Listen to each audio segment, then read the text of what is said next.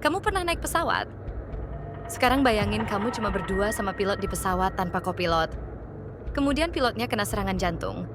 Dan kamu terpaksa menerbangkan pesawat tanpa pengalaman sama sekali. Simak kisah John Weldy berikut yang luar biasa.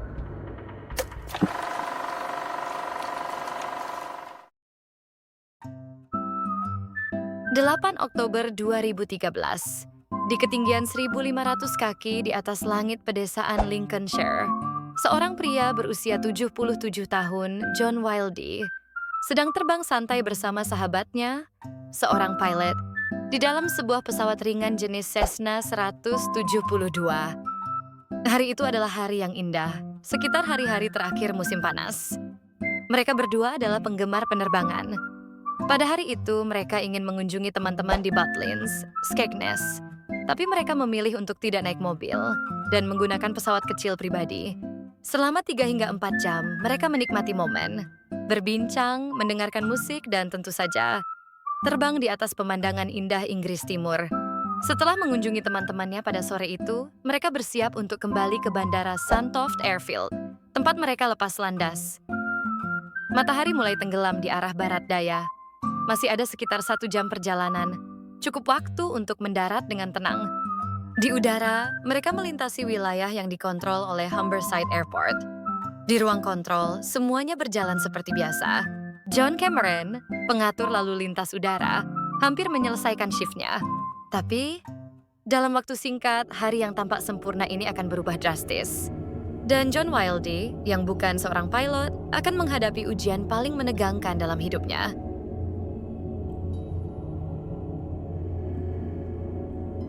Sang pilot, sahabat John, tiba-tiba merasa tidak enak badan. Awalnya terlihat seperti sakit biasa, tapi hanya dalam hitungan menit semuanya berubah drastis. Dia mulai bernapas dengan cepat. Lalu ia bersandar ke belakang dan dengan suara terputus-putus berkata, "Ambil alih pesawatnya, John." Kemudian, kepalanya terjatuh ke belakang. John hanya bisa menatap sahabatnya, bingung dan panik. John bertanya, "Apa kamu nggak apa-apa?" Sambil menyenggol temannya, tapi tidak ada jawaban dan reaksi apapun. Tangan sahabatnya terjatuh lemas di sisi kursi. John meraba pergelangan tangannya. Tak terasa denyut. Ia sentuh dahinya, dingin dan basah. Dalam sekejap, John menyadari sahabatnya tak sadarkan diri. Tidak ada yang mengendalikan pesawat sekarang. Dan satu-satunya orang yang tersisa hanyalah dirinya. Dalam hati, John bertanya, "Apa yang harus aku lakukan sekarang?" Lalu satu pikiran muncul, satu keputusan besar. Aku harus menerbangkan pesawat ini. Ketika ini terjadi, posisi John sudah ada di dekat Bandara Sandtoft. Namun John tidak bisa landing karena pilotnya sudah tidak bernyawa. Kemudian John segera menghubungi pemandu lalu lintas udara. Simak reaksi John Weldy ketika dia pertama kali mendengar ulang suara rekamannya. Mayday, mayday, mayday. I'm a passenger, but pilot seems to be unconscious. I'm just inside the sands of my home base, but I'm not a pilot. Over. And are you visual with Sandtoft Airfield? Yeah, Roger. I'm just going to beam a bit at the moment. The height is 1,300, and I haven't a clue what my speed is. Have you done any flying before? Negative. Sebelum pensiun, John pernah bekerja di Royal Air Force selama 25 tahun sebagai petugas administrasi. Dia tahu beberapa istilah penerbangan, tapi belum pernah benar-benar menerbangkan pesawat. John hanya tahu hal-hal dasar dalam penerbangan seperti mengendalikan arah pesawat dan mengatur kecepatan pesawat. Tapi John sama sekali nggak tahu cara pakai flap sayap atau kontrol kemudi pesawat. Padahal, dua-duanya penting banget buat menerbangi pesawat. Kabar darurat segera menyebar. Layanan darurat dikerahkan secepat mungkin. Tapi situasi terlalu berisiko untuk pendaratan di lapangan kecil seperti Sandtoft. John Weldy harus dialihkan ke bandara yang lebih besar dan lebih siap. Humberside Airport. Estimasi dari Sandtoft ke Humberside adalah 20 menit. Dalam waktu tersebut, Humberside Airport langsung mengosongkan tempat lepas landas dan mendaratnya pesawat dari seluruh lalu lintas udara untuk John Weldy. Mereka bersiap untuk kemungkinan terburuk. Semua penerbangan lain ke Humberside dialihkan ke bandara lain. Dan layanan pemadam kebakaran juga sudah siap jika terjadi sesuatu kepada John. Instruktur penerbangan juga sudah dipanggil untuk membantu John.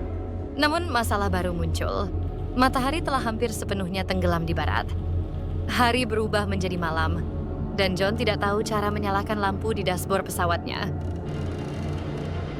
Yeah, any idea how to turn the lights on the dashboard, over? These aircraft are not like buying a car where the light switch is definitely in the same place. They're not. Each Cessna tends to have a different switching system, unfortunately. I'm not familiar with that one. John hampir nggak bisa lihat tombol instrumennya. Dan kalau sampai salah tekan tombol bisa gawat. The light switch is apparently near the ignition switch, and I could have switched all the electrics off and everything. John kemudian dibantu oleh Roy Murray untuk mendaratkan pesawat di dalam kegelapan. Roy adalah seorang kepala instruktur penerbangan. Dengan hanya bermodalkan pengetahuan untuk mengendalikan arah pesawat dan mengatur kecepatan pesawat, John melakukan percobaan pertama untuk mendarat. Dia sudah hampir tidak bisa melihat apapun dalam kegelapan. I was looking for the wrong one, but I couldn't see a thing. Dengan kondisi headwind landing yang menguntungkan John, dia mencoba memberanikan diri untuk mendarat. Slowly. Come down gently. Namun di dalam kokpit, John merasa tidak punya peluang untuk mendarat di landasan yang gelap gulita. Kemudian,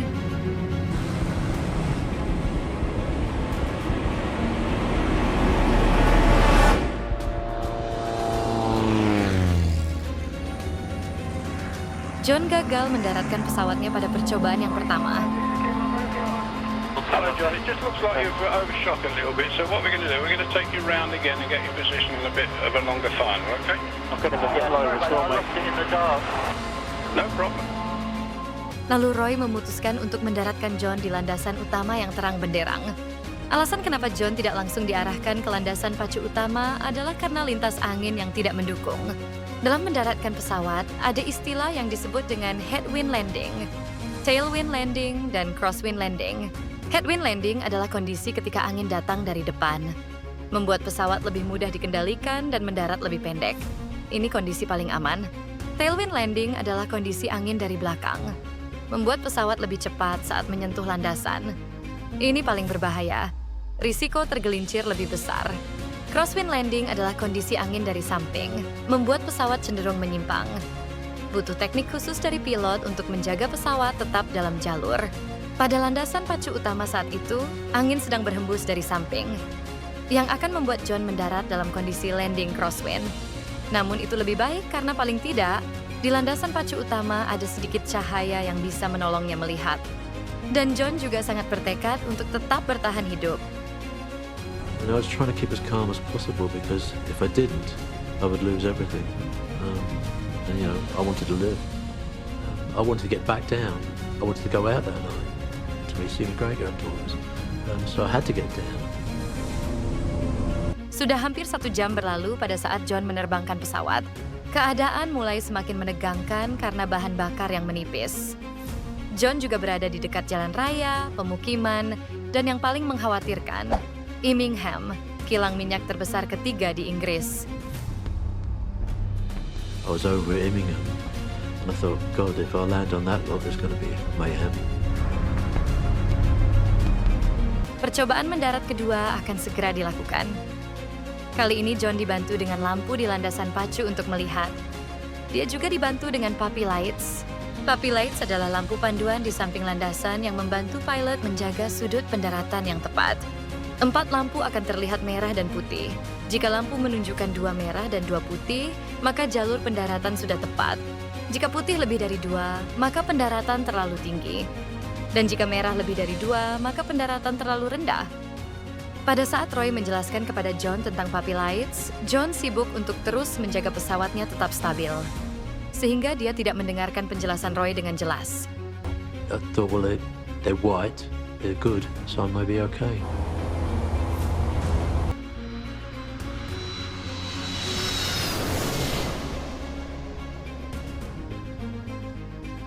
John gagal mendaratkan pesawatnya untuk kali kedua.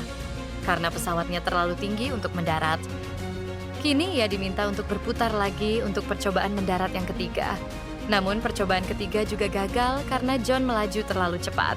Setiap gagal mendaratkan pesawat, dia memperbaiki kesalahan pada percobaan berikutnya. Tiba saatnya untuk melakukan percobaan mendarat yang keempat. I can see 4 lights on the left-hand side. Yeah, what colour are they? White. Right, you want just lower your nose then, so you've got 2 reds and 2 whites, and then level off. Dengan bahan bakar yang berkurang setiap detiknya, John akhirnya memutuskan, inilah saatnya mendaratkan pesawat. Come down a bit more. Come down a bit more, John. What's the matter if you overshoot? Looking nice, looking good. Keep coming down. Keep down the white centre line. Just on the final bit, I did the thing I should never have done. I looked down to look at the runway, when I should have been concentrating in front of me.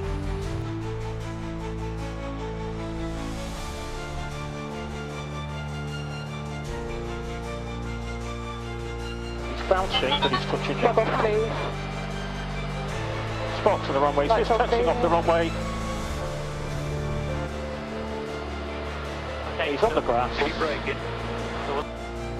There you go, you made it. Well done. John, that's your first night landing. Akhirnya, setelah 1 jam 15 menit mengendalikan pesawat, John berhasil melakukan hal yang tampaknya mustahil, mendaratkan pesawat. Para tim medis langsung segera melakukan pengecekan kepada John dan juga temannya. Teman John dinyatakan sudah tidak bernyawa. John Wildy dinyatakan sebagai pahlawan oleh banyak orang. Tapi bagi dirinya, dia hanya sedang bertahan hidup dan menghormati sahabatnya yang telah pergi. John Wildy adalah satu dari sangat sedikit orang di dunia yang berhasil mendaratkan pesawat secara darurat tanpa pelatihan penerbangan. 2 minggu setelah kejadian ini, John mulai mengikuti kursus penerbangan untuk pertama kalinya. Nah, itulah tadi kisah dari John Wildy. Dalam kekacauan, dia menemukan arah. Dalam ketakutan, dia menemukan ketenangan. Seperti John yang berhasil mendarat di tengah ketidakpastian, bantu channel ini mendarat lebih jauh dengan share, like, dan subscribe. See you on the next video.